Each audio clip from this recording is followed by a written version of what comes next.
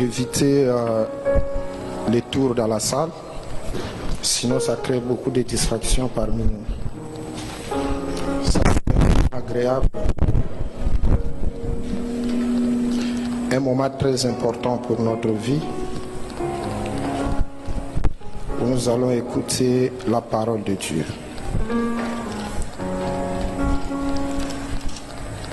David dit, je suis dans la joie qu'on me dit d'aller dans la maison de l'Éternel. Je pense que ta joie est là, parce que le matin, quand tu t'es réveillé, avec objectif qu'aujourd'hui c'est le dimanche, tu seras à l'église, je suis convaincu que tu étais vraiment dans la joie. Et pendant que tous, on venait ici à l'église, notre esprit était plus branché à la présence de Dieu, pour se dire que nous allons dans la présence de Dieu pour recevoir quelque chose d'important. Amen, amen. Vous savez, j'aime dire aux chrétiens chaque fois qu'il faut toujours, quand Jésus-Christ a affecté ta vie, il faut que tu prouves réellement que tu as croisé un homme dans ta vie. Il y a beaucoup de gens, malgré qu'ils ont reçu Jésus-Christ, mais quand tu regardes leur vie, même sur le plan spirituel, tu trouves qu'il n'y a pas un changement. C'est pourquoi je dis aux chrétiens, il faut toujours être connecté au Saint-Esprit. Vous savez, le Saint-Esprit est l'unique moyen qui nous permet d'être motivés dans les choses de Dieu. Le Saint-Esprit est l'unique moyen qui nous communique avec la présence de notre Seigneur. C'est le Saint-Esprit qui nous amène au trône de Dieu. Voilà pourquoi Jésus-Christ, même lorsqu'il est parti, il a dit à ses disciples, et ses disciples étaient avec lui, il vivait avec ses disciples, il pouvait dire aux disciples d'aller et faites-les toutes les nations, les disciples, sortis du coup et partir. Maintenant, Jésus les a dit, restez d'abord en Jérusalem. Parce que là, je vous enverrai le consolateur. Là, j'enverrai celui qui viendra vous convaincre. Et celui qui viendra vous donner la capacité d'affronter le monde. J'aimerais dire à une personne cet après-midi, cherchez à vivre l'intimité avec l'Esprit du Seigneur. Quand tu vis dans l'intimité avec Jésus, tu vis une vie de victoire. Quand tu vis en intimité avec le Saint-Esprit, bien-aimé, tu verras que toute chose que tu fais dans la vie, ça va toujours marcher. Tu n'auras pas à forcer les choses. Ceux qui ont consulté les marabouts et autres, ils voient comment lorsqu'on entre dans la maison d'un féticheur, il y a toujours des cérémonies, il y a toujours des rites, il y a toujours des choses qu'il faut faire. Mais celui qui est connecté au Saint-Esprit, il se laisse et le Saint-Esprit lui-même commence à travailler. Et l'église que nous sommes, l'église de ces temps, vraiment c'est très capital que nous soyons sous la connexion du Saint-Esprit. Bien-aimé, le monde est en train de faire payer le prix aux habitants de la terre. Ceux qui sont connectés au ciel, qui seront sauvés. Celles qui sont connectées à la présence de Dieu, qui sortira de ce châtiment de la terre. Mais lorsque tu vis encore dans la distraction et que tu ne comprends pas que ta vie tu dois changer, je vais dire une chose, peut-être ça peut choquer les autres. Des fois vous savez que même le diable, il ignore certaines choses de ta vie. Des fois le diable ignore certaines choses dans notre vie, mais nous-mêmes nous les provoquons. On les cherche. Et comme on dit qu'il cherche trouve. Aujourd'hui beaucoup nous sommes prisonniers. Non pas parce que le diable nous a mis dans une prison, mais c'est parce que nous-mêmes on est allés vers le diable pour qu'il nous mette dans la prison.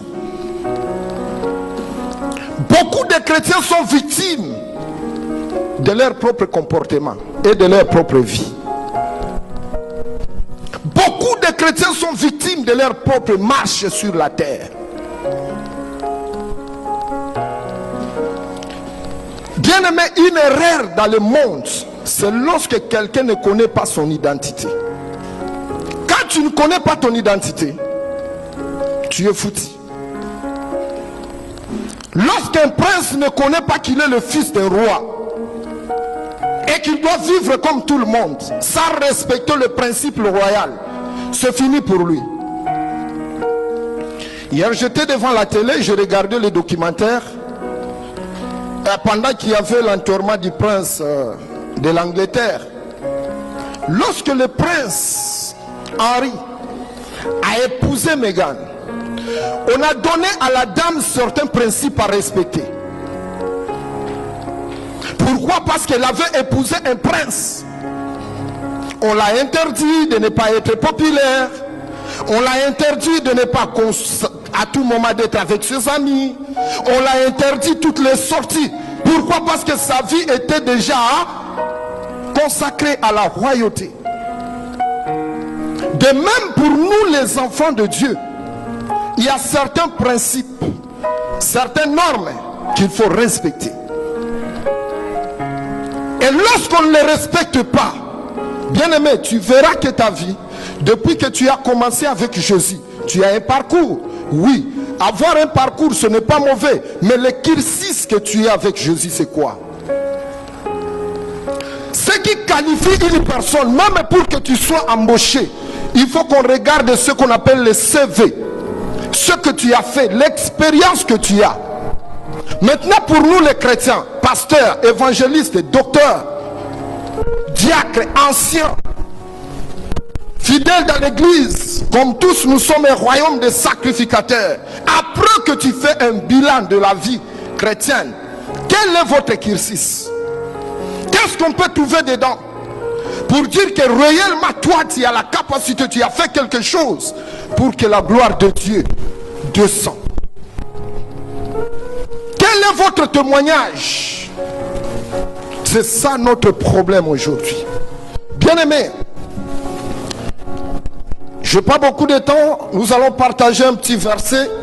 Et le thème de cet après-midi, les chrétiens et la délivrance. Nous sommes dans le livre de 2 Pierre, chapitre 2, verset 19. Si on peut lire ensemble, mettons-nous debout pour respecter la parole de Dieu.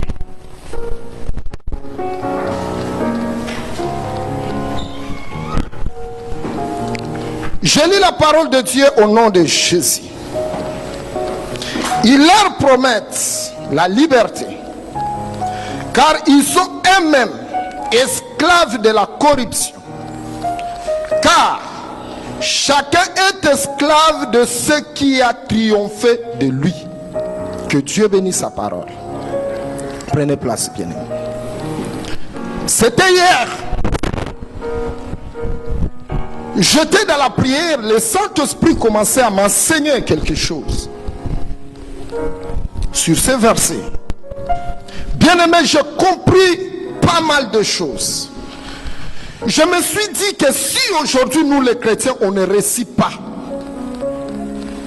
tout simplement parce qu'on n'a pas encore compris la personne que nous avons reçue dans notre vie. Si aujourd'hui ta vie demeure toujours la même, tu souffres, tu mènes une vie de misère, une vie de souffrance, c'est parce que tu n'as pas encore compris la personne qui a pris ta place. Et tant que tu ne comprendras pas qu'il y a une personne qui a pris ta place, tu resteras toujours dans la même situation dans laquelle tu te retrouves. Avant d'aller plus loin, je voulais un peu définir celui qu'on appelle esclave. Un esclave est une personne qui n'a pas la condition libre, qui est sous la puissance absolue d'un maître, un esclave. Une personne qui se soumet complètement à quelqu'un. Un esclave, suivez bien, un esclave, c'est une personne qui n'a pas de droit, mais il a le devoir. C'est celui qu'on appelle esclave. Tu n'as pas le droit, mais tu as le devoir à faire. Un esclave, c'est une personne qui est dominée par quelque chose. Un esclave, c'est celui qui est dirigé par une principauté, par une autorité, par un pouvoir qui lui donne des injonctions, des choses à faire. C'est-à-dire que la personne n'a pas le droit de poser aussi ses droits, mais il n'a que le devoir à faire dans la maison de son maître. Et ici la Bible nous dit, dernier paragraphe, car chacun est esclave de ce qui triomphe, de ce qui a triomphé de lui. Écoutez bien, chacun de nous, il est esclave de la chose qui a triomphé sur lui. Amen, amen. C'est-à-dire que tu es esclave de Jésus si Jésus-Christ a triomphé sur ta vie. Tu es esclave du péché lorsque le péché a triomphé sur ta vie. La chose ou la personne qui a triomphé sur toi, c'est celui qui devient ton maître. Alléluia.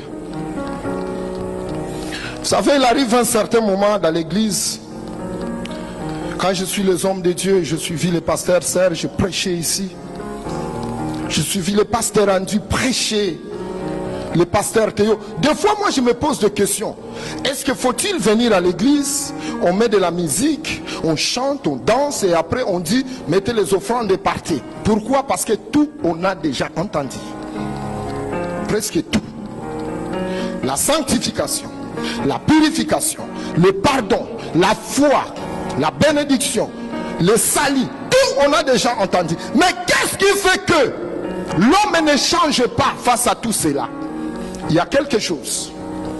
Et la chose c'est quoi? C'est le maître qui gouverne ou qui dirige la vie de la personne. Donc si tu ne changes pas, si ta vie n'est pas affectée par le maître qui t'a pris comme esclave, tu restes nul dans ton parcours. Tu n'as pas de souvenirs parce que tu manques le droit. Celui qui a le droit qui peut parler, celui qui a le droit qui peut bien aimer s'exprimer. Mais lorsque tu n'as pas le droit, tu ne peux pas t'exprimer. Tu restes là, on te dit aller à gauche, tu vas à gauche. Tu vas à droite, tu vas à droite. Même si on te dit sortir, marcher dans les faits, tu es obligé de faire quoi? De marcher dans les faits. Si on te dit de marcher dans la boue, tu es obligé de marcher dans la boue. Pourquoi? Parce que tu es esclave. Mais j'aime quand je sais que nous étant chrétiens, nous sommes des esclaves de Jésus. Car celui qui affecte nos vies, et lorsque bien aimé nous avons des difficultés, comme nous avons le devoir à faire auprès de ce Jésus, c'est-à-dire marcher selon sa voie, lui il a le droit sur nous de faire quoi? De nous bénir. La Bible dit que chacun est esclave de ce qui a triomphé de lui. Bien aimé, la question à se poser, qu'est-ce qui a triomphé sur toi pour que ta vie soit ce qu'il est aujourd'hui? Tu es là, pose-toi la question. Tu te réveilles le matin, tu regardes la situation de ta vie, tu regardes la situation de ta famille. Pose-toi la question, qu'est-ce qui est en train de triompher sur ma vie ou sur ma famille? Quand tu auras posé une telle question, c'est alors que la réponse viendra. Mais quand la question n'est pas posée, il n'y aura pas aussi la réponse. La Bible dit que mon peuple, il est détruit. Non pas parce qu'il manque de l'argent, non pas parce qu'il manque le mariage, Mon peuple est détruit non pas parce qu'il n'a pas de conditions de vie, mais c'est parce qu'il lui manque la connaissance.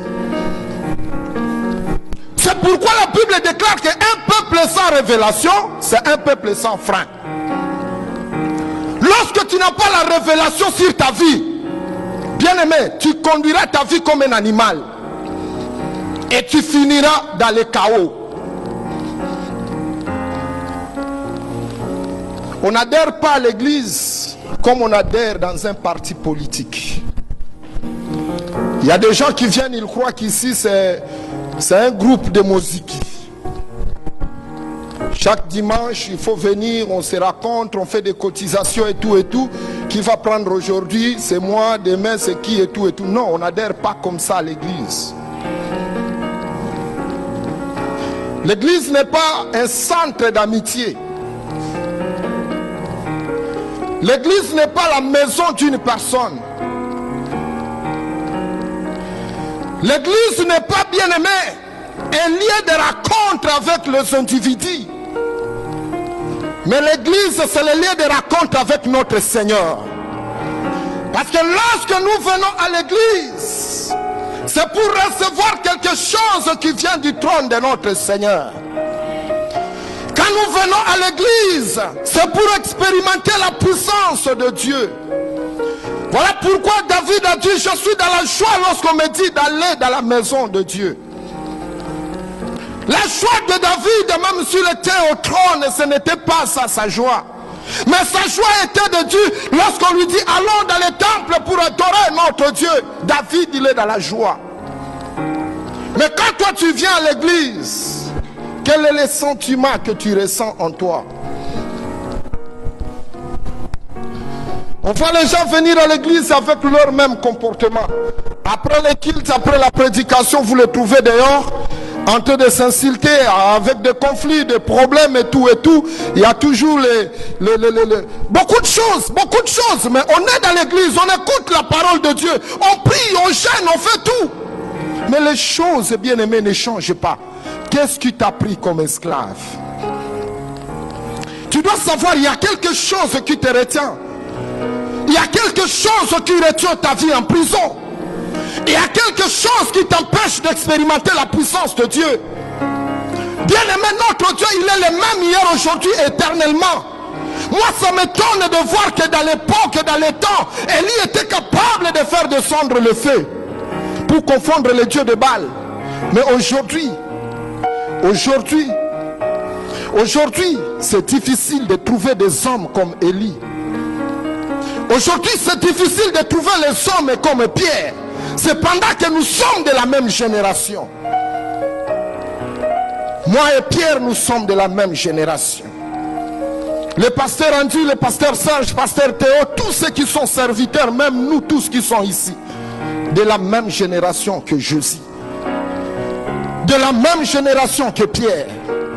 Mais pourquoi seulement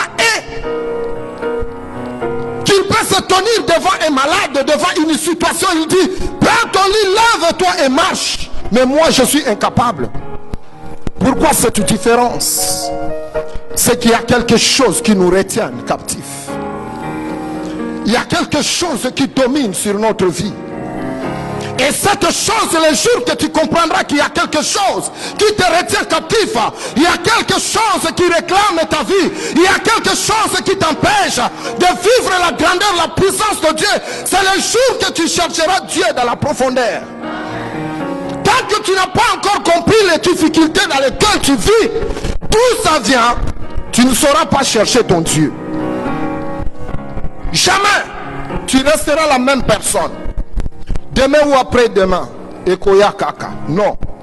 On ne vit pas avec Jésus dans les tâtonnements. On vit avec Jésus dans la réalité. Il faut que celui qui prie, qu'on voit réellement que tu pries. Il faut que celui qui prie, qu'on voit réellement qu'il est béni. Parce que le magicien bien-aimé, quand on parle consulter, il te dit tu vas acheter une voiture, tu vas acheter une maison, tu auras de l'argent. Quelques jours après, il te l'accorde. À combien plus forte raison la personne qu'on dit que l'or et l'argent lui appartient est incapable de te bénir, toi qui viens tous les jours. Devant sa présence, il y a quelque chose qui te retient captif. Il faut chercher la chose. Alléluia. Il faut chercher cette chose qui nous retienne captifs. Un certain moment dans la vie, bien-aimé, il faut se réveiller. Tu te réveilles, tu prends une décision. Tu dis que j'en ai assez avec cette vie. J'en ai marre avec cette vie. Je vais tout casser pour tout recommencer.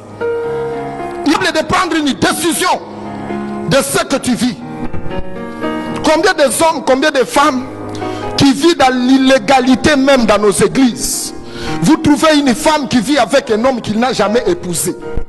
Même sa famille ne le reconnaît pas. Mais chrétiens, ils sont ensemble dans une même maison. Ils vivent comme des gens qui sont déjà mariés autant d'années. Et quand vous leur posez la question, il vous dit situation te vivra kanapoto yango wana. Eh frère, toi tu vis les situations que tu vis en Europe où tu dois vivre la situation que le Seigneur t'impose de vivre. Combien ils sont nombreux dans les églises? Il y a beaucoup de hommes dans les églises, frères, qui vivent avec des femmes, mais qui ne sont pas mariés. Mais ils sont sous la même toit, en train de vivre, en train de faire tout. Ils se sont déjà mariés avant même que le Seigneur approuve leur mariage. Tu es déjà esclave de la chose. Donc la seule condition, c'est de prendre une décision pour abandonner, pour que tu deviennes une personne libre. Il y a quelque chose qui te retient. Tu es esclave de cette chose. Tant que tu n'as pas encore pris la décision sur la chose, tu continueras toujours à pleurer. À pleurer, à pleurer, à pleurer, à pleurer. Pourquoi? Parce que, écoutez, comme je vous ai dit au début, il y a des fois nous-mêmes on invite Satan de venir manipuler notre vie. Tu l'invites, tu dis viens, kota vie nanga, fais tout ce que tu veux. Oui, le diable il est prêt. Lui c'est un vrai combattant. Le diable c'est un vrai combattant. Bien aimé, on est des chrétiens. Des fois il faut comprendre une chose. Ce n'est pas parce que tu es chrétien que le diable aura peur de venir te combattre. Ça c'est une confusion que tu te mets dans la tête. Jésus a passé 40 jours à la montagne. Suivez très bien, 40 jours à la montagne. Si vous lisez Matthieu 4, 40 jours sans manger ni boire, nuit et jour. Il ne mangeait pas, il ne buvait pas. Mais la Bible dit que lorsqu'il est descendu de la montagne, c'est alors que le diable se présenta devant lui pour le tenter. À combien plus forte raison toi et moi? À combien plus forte raison? Un jour je lisais la Bible, j'ai compris qu'il y a même des anges qui sont au ciel, qui sont aussi faibles que les démons et le diable. Je lisais Daniel, j'ai vu comment Daniel avait prié 21 jours. L'ange qui était venu pour libérer la bénédiction de Daniel, la Bible dit il était retenu captif quelque part jusqu'à ce que Michael est descendu pour le libérer. Il était retenu captif où? Et à combien plus forte raison Yonanga, toi et moi, si on n'obéit pas, le diable viendra jongler notre vie comme il joue au football. Bien aimé, ce n'est pas moi, ce n'est pas le Saint-Esprit, mais la première des choses, c'est la décision que toi-même tu prends qui te libère de ta situation. Un jour Jésus est devant les paralytiques. Tu sais la question qu'il pose aux paralytiques: veux-tu être sauvé? C'est-à-dire il avait compris que ces paralytiques ne voulaient pas les salir. Veux-tu être sauvé? Mais toi tu es Dieu.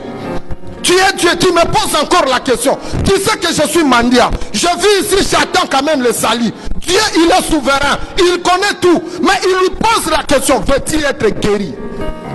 Il connaissait la condition de cette personne. Beaucoup nous sommes aujourd'hui chrétiens. Nous ne voulons pas sortir de notre situation. Tu sais pourquoi tu ne veux pas? C'est parce que tu n'arrives pas à prendre une décision. Tu sais pourquoi tu ne veux pas? C'est parce que tu n'as pas confiance à toi-même. Et aujourd'hui je voulais révolutionner certaines personnes. Tu n'as pas confiance à toi-même, c'est pourquoi tu acceptes de demeurer dans la même situation. Bien aimé, il nous arrive tous la corruption, morale comme spirituelle. Mais lorsqu'on regarde celui qui est mort à la croix pour nous, on dit que toutes ces choses-là n'est que vanité. L'essentiel pour moi, c'est de marcher intègre devant Dieu. L'essentiel pour moi, c'est de craindre Jésus. Le reste, lorsque la crainte sera là, la bénédiction arrivera. Tu n'as pas encore arrivé à gérer la bénédiction, le paix, ce que tu as. Tu crois que ce que Dieu va te donner, c'est ça ce que tu vas bien gérer? Non. Beaucoup de gens aujourd'hui aussi sont captifs parce qu'ils sont bénis. Même dans nos églises, vous voyez dans les églises, il y a beaucoup de divorces. Même les pasteurs commencent à divorcer aujourd'hui. Vous savez c'est pourquoi? Quand les pasteurs n'avaient pas encore l'argent, ils ne voyaient pas les belles jeunes sœurs qui étaient dans l'église. Mais dès lors qu'il retrouve l'argent, c'est sa femme qui devient la première rivale. La première personne à faire quoi? À déclarer le divorce.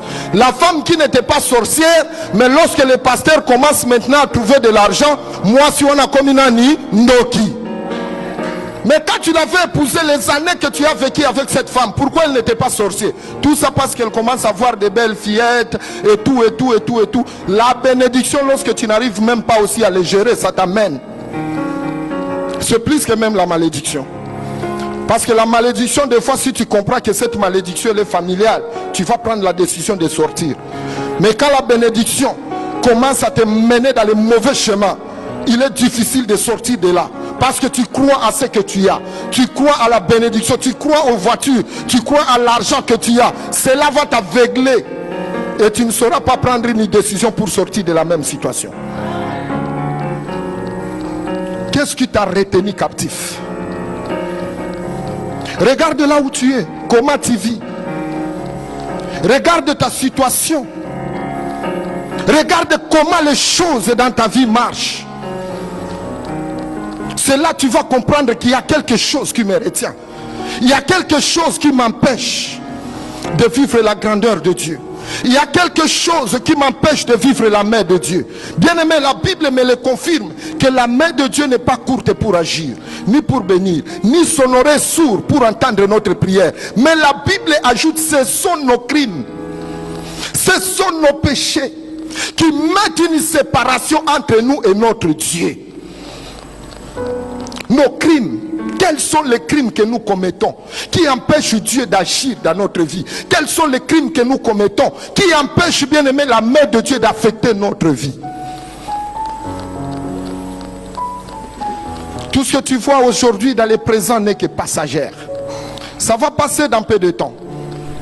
C'est la bénédiction de l'Éternel qui fait quoi? Qui enrichit.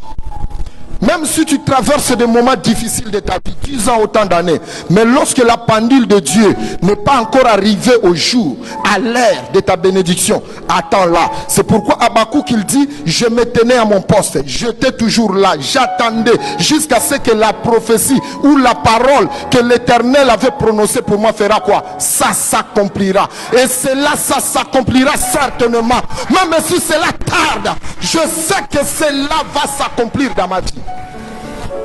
Attends le temps de Dieu pour toi, bien-aimé. Attends que Dieu lui-même prenne la décision pour ta vie. Attends que lui-même te délivre de la situation. Ne précipite pas les choses. Parce qu'aujourd'hui tu as vu, telle sœur a épousé un homme. Toi aussi tu veux, bien-aimé, avoir le mariage. Non, il y a un temps pour toutes choses. Chacun a son tour. Si celui-ci a fait à 12 heures, l'autre fera à 13 heures. Bien-aimé, dans l'agenda de Dieu, le mariage existe toujours. Dans l'agenda de Dieu, la bénédiction n'est pas encore finie. Il y a une page qui est écrite pour toi. Tu dois comprendre qu'il y a une page qui est écrite pour toi. Et reste toujours, bien-aimé, constant dans tes décisions. J'ai toujours donné mon témoignage. C'est pourquoi j'aime mon épouse. C'est pas mauvais de le dire. Ah, so osilika osiliki. Amen. Il faut le dire. Il faut dire que tu aimes ton épouse. C'est important. Je vois mon papa Dalo, mon pasteur Dalo, qui chaque fois il parle seulement de sa femme. Tu sais, lorsque ta femme ou ton mari a fait quelque chose de bien dans ta vie, il faut le reconnaître. Il y a des moments, tous nous sommes arrivés dans ces pays. Tu n'avais rien, même pas une place pour dormir. Moi, je me souviens qu'il est arrivé à un certain moment. Je pouvais prendre le panier dans un supermarché, dans les grandes surfaces comme Auchan. J'entrais dans les rayons. Tu sais, je faisais quoi? Je mangeais les biscuits, je buvais l'eau, et quand je serai là assasié, je prends tout ce que j'avais acheté, je pars déposer, je sors de l'autre côté. Tout ça pourquoi? Parce que tu n'as rien pour acheter. Il nous est arrivé ce moment. Mais tu as une femme qui te dit, papa, ne t'inquiète pas. Le Seigneur va ouvrir toujours les portes. Restez constant dans ta décision. Restez toujours là. Dieu va agir un jour. Trouvez de telles personnes dans votre vie comme votre vie là. Ce n'est pas la moindre chose. C'est pourquoi lorsque tu tombes sur une telle femme ou sur un tel homme, garde la personne comme un trésor. Alléluia. Parce qu'il y a ce qu'on appelle les dongolomisu qui sont là. Il y a les dongolomisu qui sont là. Ils n'ont pas combattu, ils n'ont pas couru, ils n'ont rien foutu, ils n'ont rien fait. Mais ils attendent seulement que la bénédiction soit là pour qu'ils fassent. Ils se créent, hein? Parce qu'aujourd'hui, vous savez, on a deux types de personnes dans une personne. Deux types de personnes dans une personne. Il y a une personne qui se réveille le matin avant le maquillage, et il y a la deuxième personne qui devient lorsqu'il se maquille. Donc deux types de personnes dans une personne. Et maintenant, quand il sera la deuxième personne, il veut déranger ceux qui a eu la douleur pour se consolider. Mais bien aimés dans le Seigneur, Dieu veut que nous sortions dans la situation dans laquelle nous nous retrouvions. Tu dois prendre une décision pour ta vie. On nous prêche tous les jours l'évangile. La parole est prêchée dans cette église. Bien aimé, s'il y a des églises, je marchais dans les églises. Je fais les tours même dans le monde. Je prêchais l'évangile. Même dans les coins les plus difficiles du monde, je suis arrivé pour aller prêcher l'évangile. Mais pendant le temps que je suis dans cette église, je vis les hommes de Dieu prêcher l'évangile. Bien aimé, si l'un de nous n'est pas sauvé, c'est que cette personne était destinée à l'enfer. La réalité, la vérité, si cette personne n'est pas sauvée, c'est qu'il est destiné à l'enfer. Il est destiné à l'enfer. On ne force pas. Comme les Français disent l'âne, un âne. Ye ayokakate, ma doye kanga, ma boucher. Tu peux faire tout. Tu peux l'amener ici, couche-toi, tu commences à marcher au nom de Jésus. Il te met rapide, ne change pas. Des spectateurs dans l'église, ils viennent, mais ils ne changent pas. L'intérieur, c'est ce qui influence l'intérieur. L'extérieur, c'est ce qui influence l'intérieur. Bien aimé, lorsque tu vis dans le péché, tu verras même ton esprit là. Ton esprit devient faible. Ça devient faible, ça ne va pas fonctionner. Ça ne va pas agir. Il y a des choses qui vont t'échapper. Pourquoi? Parce que tu ne prends pas une décision de vivre, de servir Dieu dans la vérité, dans la réalité, d'accepter de porter la croix. Bien aimé, servir Dieu, c'est de prendre d'abord la responsabilité de souffrir ensemble avec Jésus. Il a dit que celui qui veut me suivre, il doit faire quoi?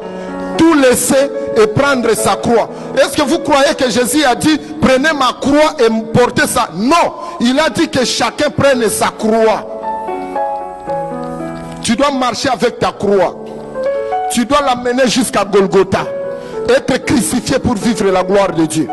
Quand tu n'as pas encore crucifié ta chair, tes souffrances, tu trouves que toujours les souffrances que tu es en train de vivre, c'est ça ce qui est important ou importante pour ta vie. Bien aimé, tu resteras la même personne. Tu ne changeras pas. Des fois, à un certain moment dans la vie, quand tu prends une décision, même si tu souffres, reste constant dans la décision.